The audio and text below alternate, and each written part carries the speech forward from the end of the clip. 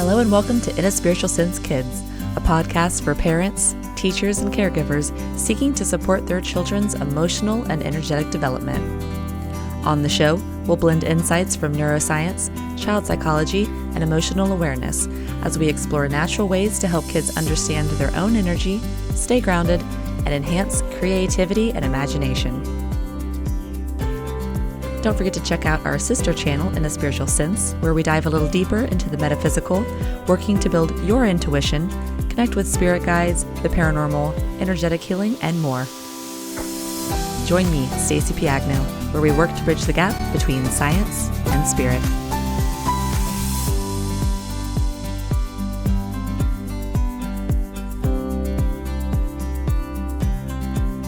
Hey everyone, and welcome back to In a Spiritual Sense Kids. I'm your host, Stacey Piagno. I want to start today by painting a scene for you, and I want you to really sink into it. It's early morning, you get up ready for work. On the way to the car, you step in a mud puddle, and your pants and shoes are soaked and filthy. You get in the car, and it's filled with smoke. It's a little hard to see and think. You continue going to work, and as soon as you walk in the door, you shake hands with the coworker, and they had sticky red sauce all over them. And now it's all over your hands, and it's all over your shirt. You walk into your office or your room, and that smoke is back. But now it's thick. You can't see. You can't breathe. Then more coworkers come in, and every time you exchange handshakes or conversations, or even thoughts, you lose any fuel you had left to continue maneuvering through the rest of that mud and smoke and gunk. You become tired, drained, and because you're tired, you are now absorbing at a faster rate whatever ick the people you interacted with were holding on to, and it's filling into your system. My point being, there really isn't any mud or sauce or smoke or anything visually that got exchanged throughout your day. But the feelings, the aura, the words that you spoke and received, the thoughts that you exchanged, they all hold energy. And you can't see it. And that energy affects how we move and what we feel if we are unconscious to it. And this is also true for our kids, who are even more susceptible to it. The good, the bad, the ugly, it's constantly being transferred between us. Constantly. Each and every person, and each and every space we enter, don't forget about spaces, they hold energy. We are exchanging our energy with it all. We are constantly altering our state based on where we go and who or what we interact with. And when you really sit and think about it, it's incredible how little we focus on the energy we give and take with each and every interaction, each and every day, each and every minute. And I'm not trying to make anybody crazy by overthinking about it or by becoming an energetic germaphobe. I'm just trying to bring an understanding of what is happening behind the scenes so we can better cleanse and better reset and control our systems and our environment. We direct energy. We are not victim to it, unless we are unconscious to it. Then it's actually quite easy to fall victim to it and get easily pushed around by it. And this is so important to teach our kids. You know, kids live in that energetic world. They are way more in tune than many of us, and they are a lot more sensitive and affected by the energetic side of a situation. A lot of us might not even realize we have this energetic world running in the background at all times. It's a whole world by itself. And not only do we not give it much attention, but we fail to realize that what's happening in that energetic world is usually the cause of any imbalance we are faced with here in the present. It's the energy that shapes the experiences we have. The energy is our blueprint, All we see and experience in the physical is an outcome of the energy. And so, if we can control the energy, we can control the experience, and vice versa.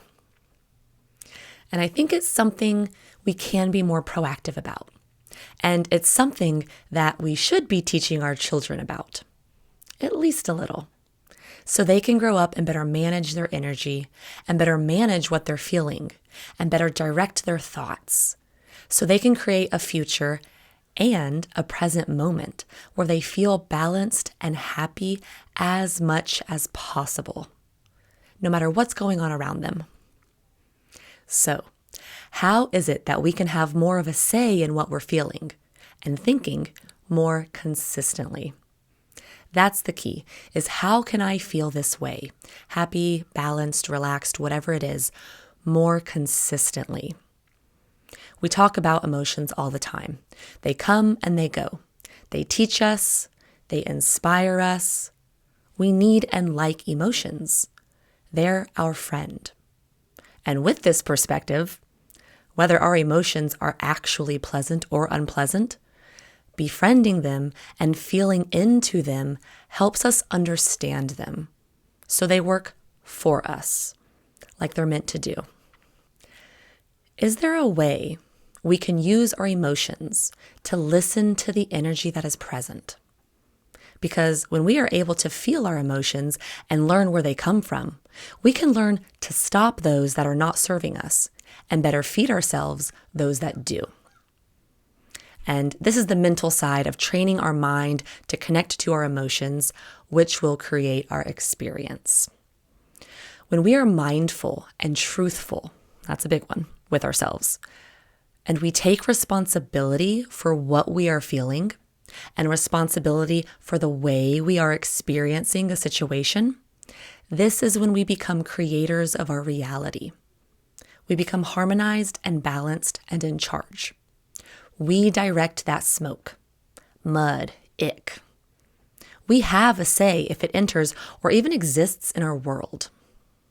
We are able to use the energy of any situation to consciously create environments within us, emotionally and mentally, and around us by what we're projecting and our intentions to suit our needs. But we can only do this if we are aware of it, if we intentionally direct it. If, let's say, the environment that I just stepped into is not suiting my needs, how can I produce my own energy? How can I transmute energy that is making me feel icky? How can I use these not so pleasant feelings to teach me and therefore become a friend? How can I protect my energy? How can I reset my energy? The answer is, well, one answer. One of my favorite, quickest, easiest, we like easy, fun, energetic starter packets, drum roll is, energy bubbles. I love teaching the energy bubble technique to adults and kids. This is something we can all do for ourselves, and we can teach our children how to do it as well. It's also very bonding if you do it with your kids. So just like we physically brush our teeth and shower before or after a long day, we should be doing something energetically as well, if we want to be clean, if we want to feel more balanced, if we want to be in charge of our energy and in charge of our nervous system. Energy bubbles are nothing more than a visualization and an embodiment of whatever intention you are wanting or needing. You might very commonly hear, surround yourself with white light. That's a common one. But why? How does it work? Does it really even do anything? In my opinion, yes, it does work. Energy bubbles are one of the easiest ways to be more mindful and in charge of your energy. The aura and the energy that surrounds us is nothing new. There has been an understanding of this for centuries and even longer. We can read about this all throughout history, all throughout esoteric studies. Places such as India and China, even Greece, have records of studying the aura that reach as far back as 1500 BC. And that's just what we have written. Hieroglyphics can take us even further back. But how does it work and why do we care? Well, it starts with the auric field we have surrounding our physical body. That's what we just spoke about. And it's the aura that's a reflection of what's happening in the physical body. It's connected to the nervous system, which can be thought of as the brain of our energetic state. We have an energetic body and a physical body, and they work together. The problem is, most of us only pay attention to the physical. But in order for us to be balanced, we need to work with both the physical and the energetic. And the way to work with the energetic is to grow our awareness of the auric field around us, hence the energy around us. And by bringing awareness to it and using our intentions and our emotions to fully feel into it and fully embody it, we can then either direct it or read it to gain information. And I'm going to go really into this because I think it's worth discussing and giving you the tools for. But when you hear me or others talk about the piece of visualizing with anything, not just energy bubbles, this one step is really for me the step that allows us to embody and therefore move the energy. Because when you take the effort to visualize, because it does involve effort, you've invested energy. Therefore, you're fueling that visualization. You're charging it. That's why we add that visualize piece. You're not just thinking about your intention, you're adding a layer by visualizing.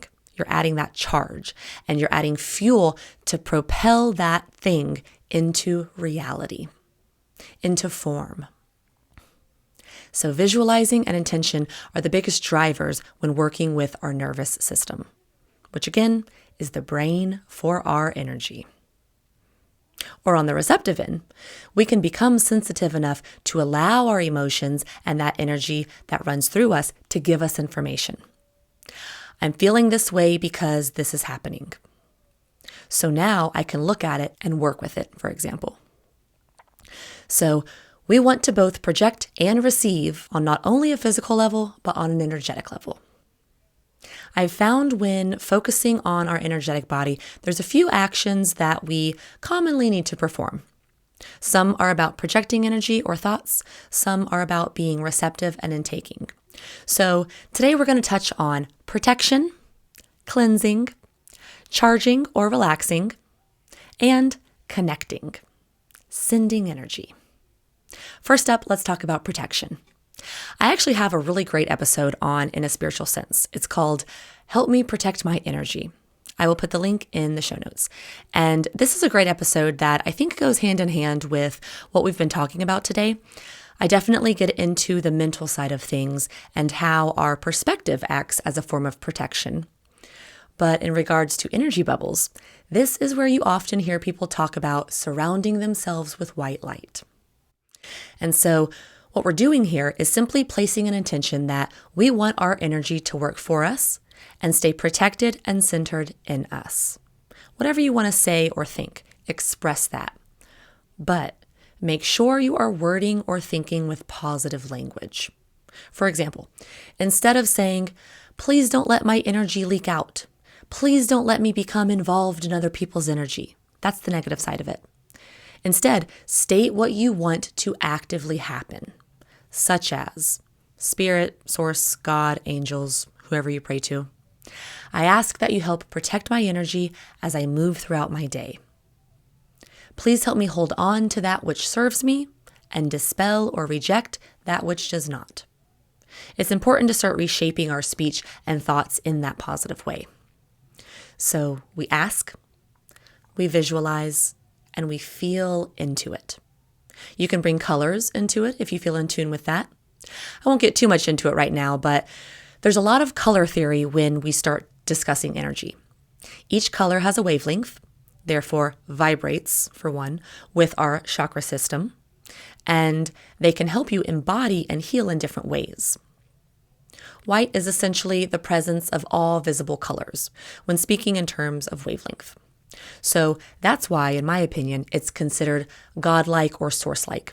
because when you are completely balanced and all auric energy is bright and centered, essentially, you would have white. So white is the best overall color that you will probably hear most about. It's very high in vibration, the highest in vibration, and it's always a good choice to bring into our auric field. So this is why we can surround ourselves with that white, bright energy bubble for not only protection, but pretty much for anything. And this is where your intention matters, because your intention will direct the purpose of it. So before you start your day, or before your kids go to school, practice a small 3-minute routine where you take a few breaths that will help you ground, and say or think what you want, and embody it. Keep breathing as you envision what you want and help your kids do so. And I like to continue checking in on this throughout the day.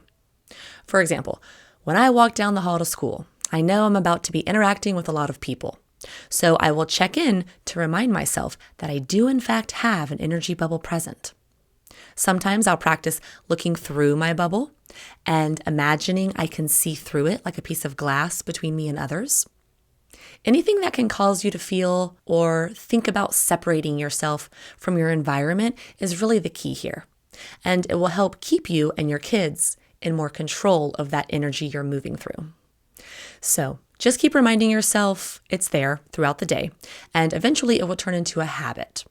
Or it will be a quick tool you can pull up if, let's say, you forgot to do it before you leave the house. So protection, blocking, or shielding, it's all the same. Now cleansing. Again, it's all about the intention. And real quick, I also want to throw out one more episode that you might be interested in that's all about the stuff we're talking about today. Again, it's from In a Spiritual Sense, and it's called Energetically Speaking. Again, I'll put it in the show notes. But the cool thing about energy is that it's very tied to our imagination. I keep saying our intention is what directs the energy, but the way we move it, the way we envision it healing or protecting or cleansing is directly tied to imagination. So that's why there's not a right or wrong way to do any of this. It's just about the act of visualizing the movement of it. It's about feeling in charge.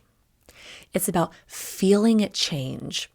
And visualizing helps us feel. So for cleansing, you can simply make a new energy bubble that perhaps you step into when you get home or when you get in the shower or the car.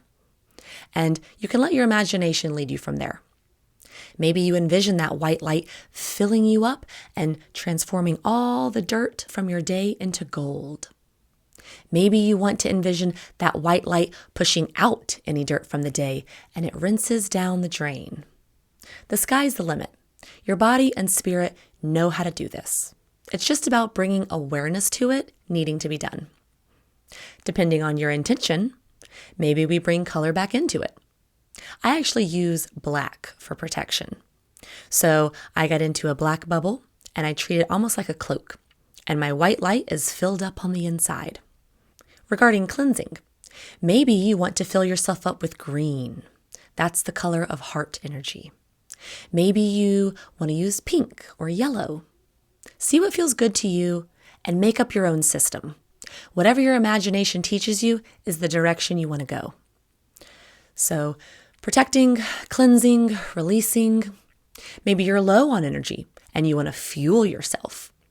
This is great for using that white light straight from source energy. Or I like to use yellow for this because it matches with your solar chakra, which is all about production and motivation and creativity. So again, come up with something that works for you. Imagine yourself in that white or yellow bubble as you start to feel tired. Imagine it coming straight from above your head down in your body, or straight from the earth up into your feet. It works both ways, whether it be the sky or the earth. See what feels more in tune with you and imagine that fueling energy filling you and surrounding you. Also with this one, a lot of times when we're tired, don't forget to check in with your mental movies and maybe reflect back on your day or your night. Have you been giving away your energy too much? Have you not been proactive with protecting yourself? Remember the story of all that smoke and mud? Are we allowing things to take from us? Because a lot of times, these are the things that make us tired. Even playing with our kids or just being around kids all day. We have to remember to refuel ourselves. Got to fill that gas tank back up. And also, tapping back into the physical. Sometimes we just have to be better about actually physically resting as well. I know it's hard when we're busy and we have schedules, but just remember, true rest is also fuel. And we likely need it more than we realize.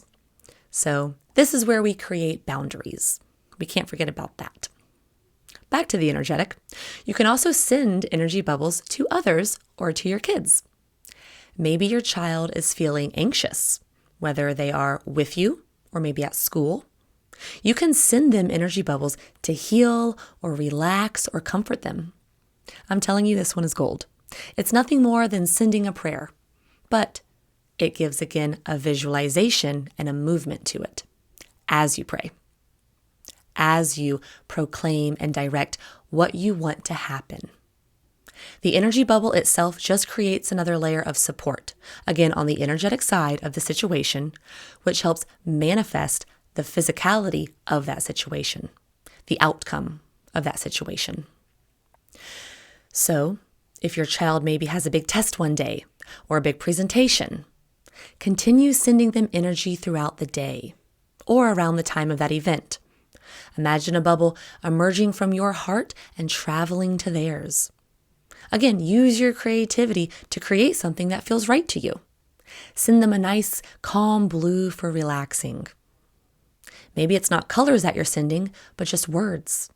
Send them confidence. Maybe think of a tiger or a lion. Imagery works as well. And send it to their heart or to their stomach to help them feel more powerful. Their spirit is connected to yours, and they will subconsciously feel your support. Just recently, we went bowling, and my little 3-year-old niece came, and it was the first time she had been to any type of arcade, loud, crowded area. Lights were flashing, there were TV screens everywhere, and she hardly even interacts with screens as it is. And poor little thing, I could feel her sweet little presence just becoming very overstimulated. And she was fine. She was smiling. She had a great time. But I could just tell it was a lot. And again, kids being so open, and she's so young. I, as an adult, thought about this energy bubble technique. And this is actually why I thought of this episode. But I really nonchalantly just sent her some protection, a little bubble for her to play in, and it at least made me feel better on behalf of her. So sending energy bubbles of love, confidence, protection is something that we can all do on behalf of others as well. However, one thing I want to bring up for us to do is to make sure that we are checking in with our energy if we notice our children are specifically getting anxious or upset about something. Like back when I spoke about sending your child confidence or calming energy if they're not with you. Anxiety is one I see a lot between parent and child in school. You know, the classic, my kid doesn't want to go to school and I have to tear them off of me just to get them out of the car. Don't worry. I was actually one of those kids. I went through a phase where I didn't want to leave mom and I would scream until the daycare teachers pulled me off of her. And I've seen it in my class as well. And this is just my observation. But those kids who had a hard time letting go, their parents were also very stressed and anxious about letting them go. And the parents were even open to me about it. They told me, yeah, well, I'm just at home worried about them all day, or before I have to drop them off, I start getting anxious. Yes, this is why your child is feeling this way. It might have originally stemmed from something within them, but as a parent, if we are over worried or stressed, we're feeding that to our kids, and they will not feel confident to move forward.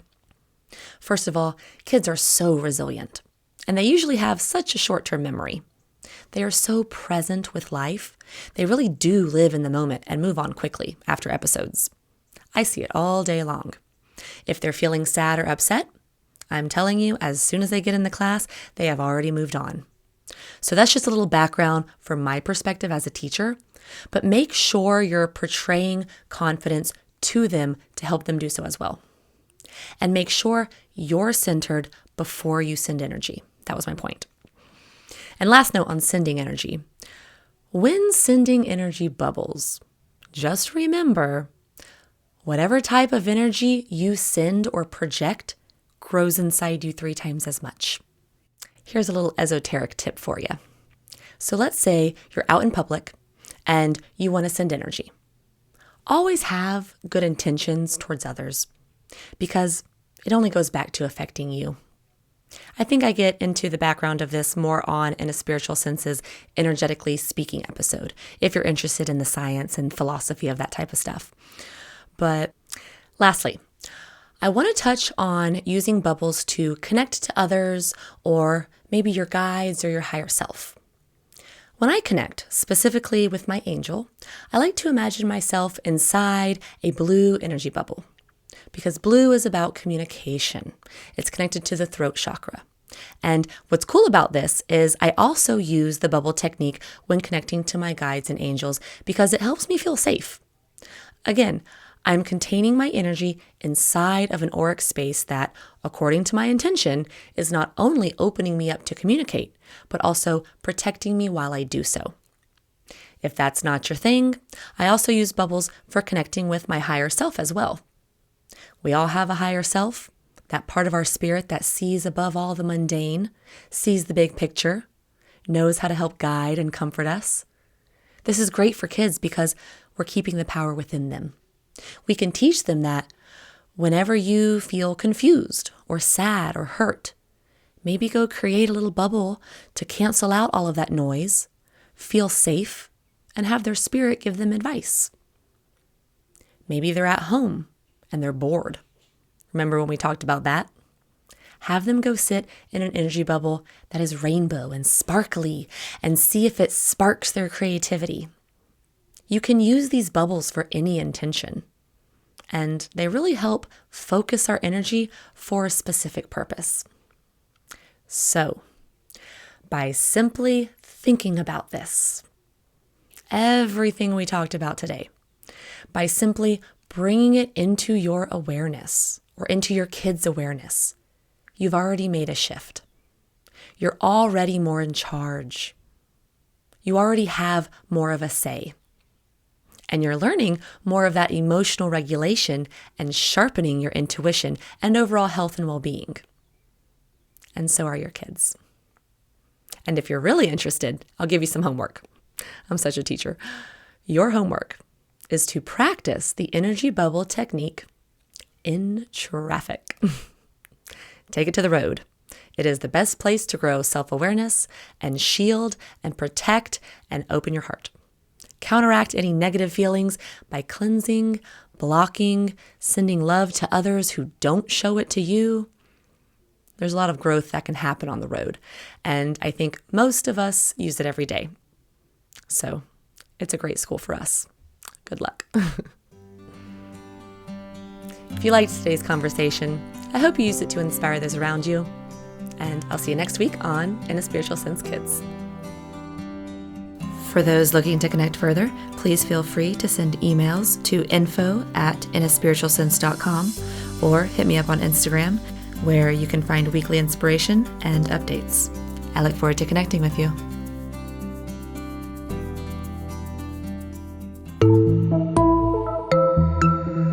This show is part of the Mindful Podcast Network.